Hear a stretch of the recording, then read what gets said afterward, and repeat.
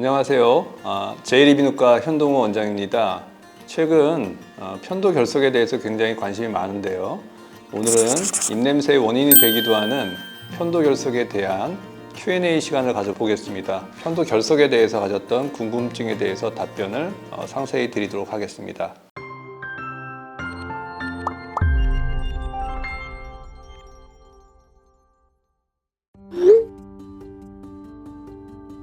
네, 편도 결석은 크기가 작아도 냄새가 굉장히 강하게 납니다. 편도 속에 세균이 모여서 단백질을 분해하면서 황화물 같은 냄새 성분을 만들어내는데 이게 심한 구취의 원인이 됩니다. 양치나 가글로 해서 결석이 물리적으로 없어지게 되면 냄새가 가끔 줄어들 수도 있지만 결석 자체가 편도에 끼어있는 한 냄새는 반복적으로 될 수밖에 없고 결석 자체가 끼어있는 상황 자체가 이물감을 유발하기 때문에 환자분은 구취와 이물감을 주 증상을 호소하게 됩니다. 따라서 구취가 특별한 이유 없이 계속 양치를 하고 가글을 하는 상황임에도 불구하고 지속된다면 편도 결석 가능성을 꼭 확인해 보셔야 합니다. 많은 분들이 걱정하시는 부분인데요. 혹시 편도 결석이 오래되면 종양이나 큰 병으로 발전하지 않을까 걱정을 하십니다. 결론부터 단순하게 말씀드리면 편도 결석은 암이나 큰 병으로 변화하는 일은 절대 없습니다. 다만 결석에 있는 편도 상태는 이비인후과 의사를 통해서 편도 상태가 질병이 있는 상태인지 아니면 정상적인 편도 조직인지는 확인할 것을 권유해 드립니다. 네, 결석 자체는 면역력을 떨어뜨리지 않습니다. 하지만 결석이 잘 생기는 편도는 대개 만성 편도염으로 변해 있는 경우가 많기 때문에 면역력과 이제 상관지을 수 있겠는데 만성 편도염이란 목에 염증이 자주 생기고 열이 나거나 목이 붓는 증상이 반복되면서 몸이 쉽게 피로해지고 컨디션이 떨어질 수 있습니다. 이런 경우를 이제 환자분들은 면역력이 약해졌다라고 느낄 수는 있는 거죠. 그래서 결석이 자주 생기면서 잦은 염증까지 동반된다면 이거는 단순히 우리가 이제 구취의 문제를 떠나서 건강에도 영향을 받을 수 있는 상태이기 때문에 이비인후과적인 진료 및 의사의 진단을 좀 받아야 되겠다 이렇게 생각을 합니다. 본인이 이걸 스스로 하다가 잘 보이지 않는 사각지대를 과도하게 했을 경우에 홈이 좀 커질 수도 있고 염증이 생길 수도 있고요. 출혈도 생길 수 있습니다. 그렇게 되면 그 부위에 결석이 더 잘 끼는 구조로 변화되기 때문에 오히려 결석이 더 심하게 될 확률이 높습니다. 더 자주 끼거나 더 크게 끼는 경우가 이에 해당하겠죠. 따라서 이걸 자가로 뺄 것이 아니라 사소한 결석이라도 반드시 병원에 와서 진료를 받는 것을 저는 개인적으로는 추천을 드립니다. 환자분들이 제일 많이 물어보는 게 이건 것 같아요. 이 결석을 내가 가지고 있는 결석이 심한가요? 이렇게 물어보시더라고요.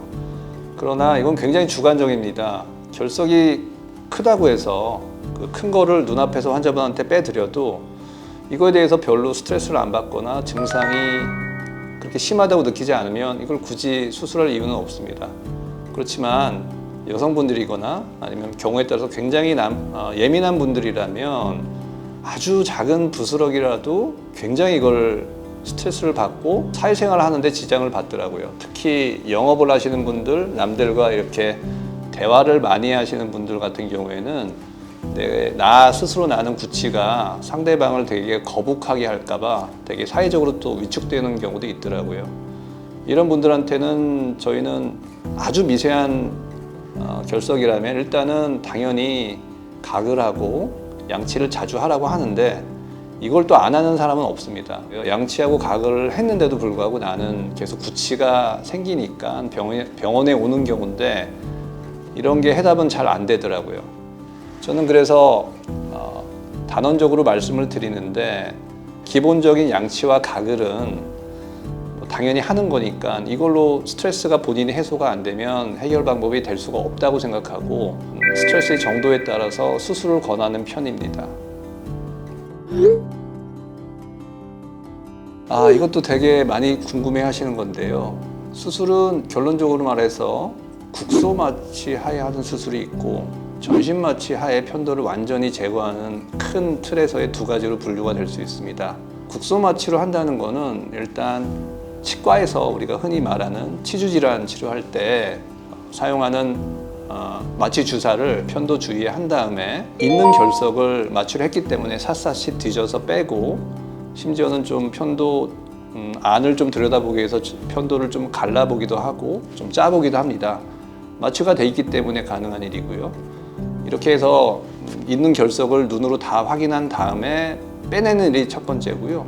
다시 그 홈에 생기지 않게끔 표면을 갈아내거나 아니면 레이저로 좀 이렇게 표면을 매끄럽게 해주거나 아니면 고주파 기기 같은 걸로 또 이렇게 매끄럽게 해주는 방법이 있는데 뭐 이 방법의 장점이라면 국소 마취를 하기 때문에 수술 후 통증이나 회복이 굉장히 빠르다.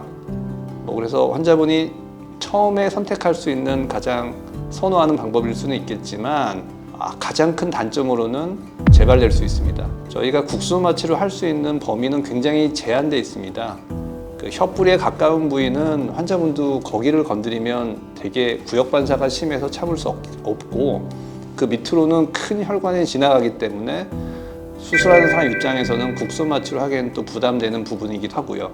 우리가 볼 수 있는 부분에 대해서만 국소적으로 치료할 수 있기 때문에 국소 마취로 하는 수술은 아주 운이 좋으면 이걸로 완치도 될 수 있지만 대부분은 제가 생각하는 경험으로는 한 40% 정도의 재발이 될 수 있는 단점이 있다.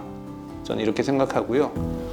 환자분의 그 선호도에 따라서 본인은 한 번을 고생하더라도 완치에 이를 수 있는 방법이 있으면 선택을 하겠다. 이런 분들은 당연히 전신 마취로 해서 모든 편도를 다 떼어냅니다. 그리고 편도는 재생이 되지 않는 조직이기 때문에 전신 마취로 편도를 한번 떼어내면 편도 결석이 낄 편도가 없어집니다. 그렇기 때문에 이거는 완치에 이를 수 있는 유일한 방법이다. 장점이 너무 명확하지만 단점은 전신 마취를 해야 되고 수술 후의 통증이 아무리 어떤 기구를 사용해도 일주일 정도는 좀 지속이 되는 것 같습니다.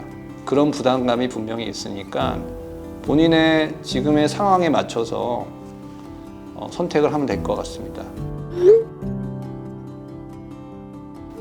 또 완전절제를 하는 환자분들이 가장 또 많이 물어보는 질문인데요. 이 편도를 완전히 다 떼면 내 면역에는 문제가 없을까요? 이런 얘기를 굉장히 많이 하시더라고요. 근데 사실 편도 수술은 이비인후과에서 많이 행해지는 수술이고 어린 아이들한테도 흔히 시행하는 수술입니다. 우리의 면역 체계는 물론 편도는 4살, 5살까지는 중요 면역 기능을 담당하는 건 맞는데 나이가 들매에 따라서 면역 기능이 퇴화가 되고 수많은 우리 몸의 면역 기능이 그 일을 담당하기 때문에 편도 조직이 없어진다고 해서 내 면역이 떨어지거나 뭐 건강상의 문제를 유발하는 일은 절대 없습니다. 편도 결석은 누구에게나 생길 수 있지만 큰 병은 아닙니다. 결론적으로는. 그러나 삶의 질, 인간관계에 있어서의 이제 큰 스트레스가 된다면 이걸 방치하지 마시고요. 유튜브나 인터넷에 의존해서 잘못된 방법으로 처치하지 마시고 반드시 가까운 이비인후과에 와서 진료를 받고 앞으로의 플랜에 대해서 서로 상담하면서 고민하기를 저는 꼭 권유해 드립니다. 오늘 영상이 도움이 되셨다면 좋아요와 구독, 알림 설정까지 부탁드리겠습니다. 다음 시간에 더 유익한 정보로 찾아뵙겠습니다. 감사합니다.